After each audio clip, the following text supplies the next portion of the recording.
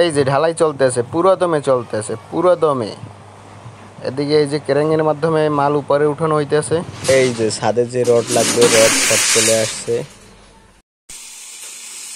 কাটাকাটি শুরু হয়ে গেছে। 2 দিন পর 2 দিন বৃষ্টি ছিল, বৃষ্টির পরে কাজ ধরা হয়েছে আবার। এদিকে ছাদের রড ওই যে বেঁধে বেঁধে উপরে উঠাইতেছে। এদিকে খোয়ার জন্য ইটও নিয়ে আসছি।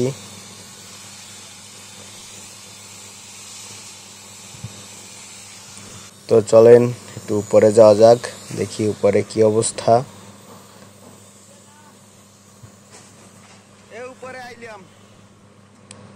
এই যে সিঁড়ি আমাদের, 2 পাশে 2 ইউনিট। তো এটা হলো 2 ইউনিটের একটা বাড়ি, 8টা রুম আর 2টা বাথরুম, একটা কিচেন, আলাদা রুমই 4টা। টিমগুলো আগেই বাঁধা হয়ে গেছে, এখন ছাদের রড বানবে আর কি। তো চলেন দেখাই। এই যে রডগুলো উঠাইতে আছে। রুমের এগুলো কিন্তু এখনই বোঝা যায়। এই যে সামনে একটা রুম, তারপর এই যে মাঝখানে একটা রুম, তারপর একটা রুম, এই পাশে একটা রুম, আর এই পাশে হবে মাঝখানের সাইডেরটা হবে বাথরুম আর রান্নাঘর। তো এই এখন আপনারা এই যে আমি পাশ থেকে দেখাইতেছি, এখন বুঝতে পারছেন হয়তো। আর কমপ্লিট হওয়ার পর তো আপনাদের আরেকটা ভিডিও নিয়ে আসবো দেখানোর জন্য। এই যে আস্তে আস্তে করে সব রডগুলো উঠাইতেছে ছাদে। আমাদের কন্ট্রাক্টর সাহেব নিজাম ভাই, ওই যে তার সহকারী।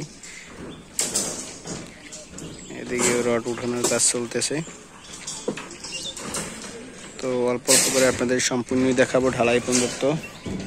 সাথেই থাকুন আর দেখতে থাকুন। আর আমাদের চ্যানেলে যারা এখনো নতুন, অবশ্যই চ্যানেলটা সাবস্ক্রাইব করে আমাদের পাশে থাকবেন, লাইক কমেন্ট করবেন।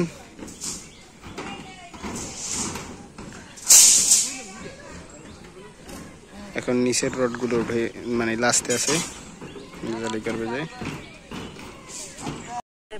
পরের দিন এই যে ছাদে পাইপ ফেলানোর কাজ চলতেছে, কারেন্টের কাজ করতেছে আমাদের আরিফ ভাই। আর তারা 2 ভাই কাজ করতেছে, আরিফ ভাই আর মনির ভাই। এই যে এই পাশে আরিফ ভাই কাজ করতেছে, এই পাশে মনির ভাই। তো আমাদের কালকে ছাদ ঢালাই, আজকে সব গুছগাছ করতেছে আর কি। এখনো অনেক কাজ, তো আপনাদেরকে দেখাই সম্পূর্ণ। এই যে এদিকে আপনার রূপাস বলে, আবার অনেকে ক্যারেংও বলে। এইটা আনছে, এইটা দিয়ে ঢালাই দেওয়া হবে। অনেক রৌদ্র, যার কারণে এই রূপাস বা ক্যারেং আনা হয়েছে। আমাদের ছাদ প্রায় 2000 স্কোয়ার ফুটের মতো। তো এই যে সকাল সকাল ঢালাই শুরু। সিমেন্ট আমরা আগের দিনই আইনে রাখছি, আমাদের ফার্ম আছে, ফার্মের ভিতরে। এই যে ঢালাই শুরু, প্রথম ঢালাই। এদিকে সব গুছগোছ করতে আছে, যেখানে ব্লক ক্লিয়ার করে দেওয়া লাগবে ওগুলো সব কাভারিং দিতেছে। এই আমাদের ইঞ্জিনিয়ার সব চেক করতেছে সব কিছু ঠিক আছে কিনা। তো এদিকে নিচে ঢালাই মিলানোর কাজ চলতেছে। এই যে এদিকে পুরো দমে ঢালাই চলতে আছে। তো চলেন আপনাদেরকে দেখাই। এই সামনেই খোয়া রাখা ছিল। এই যে আন্টিগুলো যে কাজ করে, তাদের জন্য মানে অনেক খারাপ লাগে যে কি পরিমাণ কষ্টের কাজ করে তারা সারাদিন। তা আমরা ওই দিনকেই দেখছি। এদিকে এই যে ঢালাই তারা মিলিয়ে ওই যে রূপাস বা ক্যারেং ওইটার মাধ্যমে উপরে তোলে। আমরা ঢালাইতে ব্যবহার করছি আপনার এই যে 2টা যে সিলারসান বালু, আর 2টা সাদা টক বালু, আর 6টা খোয়া, একটা সিমেন্ট।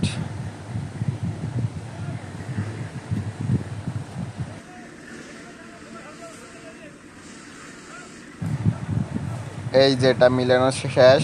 এই যে রূপাসের যেটার ভিতরে মালটা উপরে উঠবে, ওইটার ভিতরে দিয়ে দিল। এই যে আস্তে আস্তে দেখেন উপরে নিয়ে যাইতেছে। যদিও একতলা ছাদে এটা লাগে না, তারপর তারা ব্যবহার করছে। ছাদ প্রায় বড় অনেক, আর অনেক রৌদ্র ছিল, যার কারণে মানে অনেক গরম ছিল আগের দিন থেকে। তার জন্য ঢালাইওয়ালারা আগেই সিদ্ধান্ত নিয়েছে যে মানে রূপাস দিয়ে দেবে। এই যে আমাদের মিস্ত্রি শহীদুল ভাই কি বলে গেল। তো চলেন আমরা উপরে যাই। এদিকে নিচের যে বল্লি ঠিক করার জন্য দুজন লোক ছিল।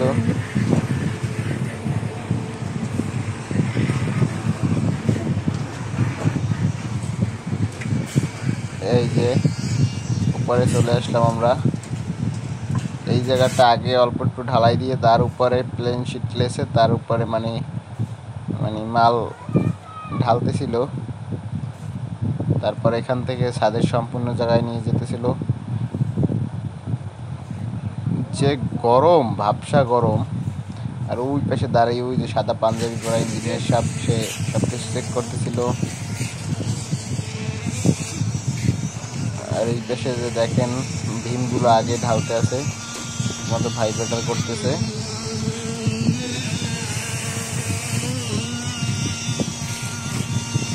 ভাইব্রেটার করাটা অনেক জরুরি, কারণ ভাইব্রেটার না করলে সমস্যা।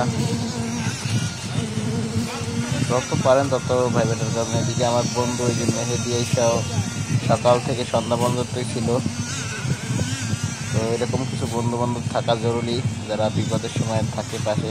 আমি এই দিনকে একা ছিলাম, তারা পাগল হয়ে যাওয়ার মতো অবস্থা, একা একা। তো কেউ আসে নাই, তো বন্ধুটা ছিল, আমি ছিলাম, আব্বু ছিল, ইঞ্জিনিয়ার সব ছিল।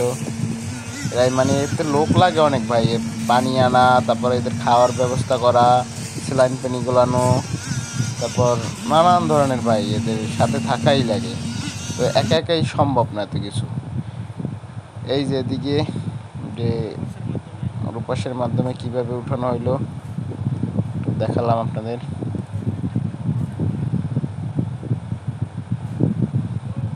সিস্টেমটা কিন্তু সুন্দর, কষ্ট অনেকটাই কমে যায়। আর সিঁড়ি বেয়ে উপরে উঠাই গরমের ভিতরে অনেক কষ্টকর।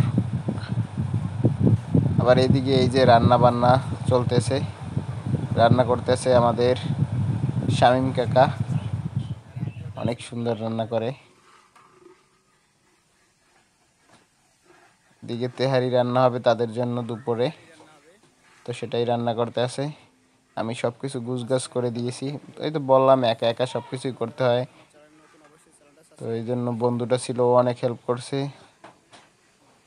তো আবার চলে আসলাম ছাদে। এই যে ছাদের এক পাশ ঢালাই দিয়ে যাইতেছে,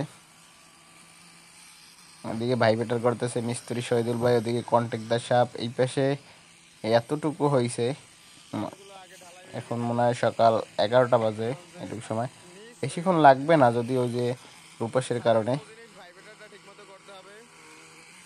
এই যে সব কিছু করতেছে। আর এদিকে একজন হেল্পার, সে সবসময় গ্রাটিং নিয়েই ব্যস্ত, গ্রাটিং দেওয়া হইতেছে। আকাশে ম্যাগ একটু বৃষ্টি হওয়ার সম্ভাবনা, তো একটু পরেই বৃষ্টি নামে। তো তখন অনেক ভয় পাইয়ে যাই যে কি হয় না হয়, এত বড় ছাদ, বৃষ্টি নামলে বিপদে পড়া লাগবে। তো বৃষ্টি নামছে, নামার পরে প্রায় 5 মিনিট বৃষ্টি নামছে, পরে বৃষ্টিটা থেমে যায়।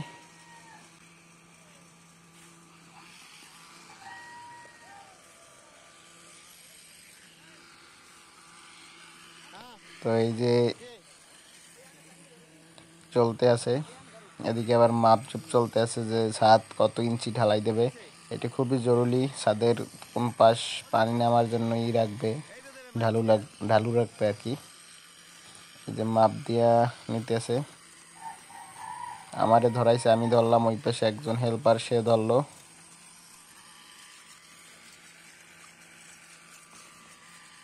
এই যে ছাদের এক পাশ মোটামুটি কমপ্লিট হয়েছে। তো এই পিছনে ওই যে একটা ব্যালকনি আছে,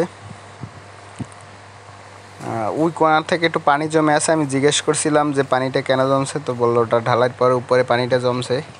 আর এদিকে ওই যে শার্ট পরা ছাদে উঠতেছে আমার মেজো মামা, সে দুপুরের পর আসছে। তো এই অর্ধেক হইলেই শেষ, ভালোই। তো আমাদের ছাদ ঢালাই দেওয়া প্রায় শেষ। ওই যে ওই পাশ কমপ্লিট, এখন এই পাশের এই অল্প একটু জায়গা বাকি আছে।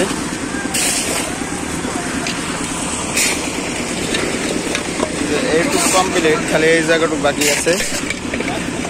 তো যারা যারা ভিডিওটা দেখছেন এই পর্যন্ত কত কি খরচ গেলে তা নিয়েও একটা ভিডিও আনবো, সবাই দেখবেন আশা করি। আর ভিডিওটা আপনাদের কাজে আসলে অবশ্যই লাইক কমেন্ট করবেন, আর কোনো কিছু জানার থাকলে অবশ্যই কমেন্ট করবেন। আল্লাহর একটা রহমত আছে, একবার বৃষ্টি নেমে আর বৃষ্টি নামে না, অল্প নাম ছিল।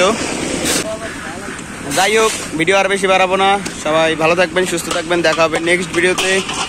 আর যারা এখনো চ্যানেলে নতুন অবশ্যই চ্যানেলটা সাবস্ক্রাইব করে পাশে থাকবেন। আল্লাহ হাফেজ।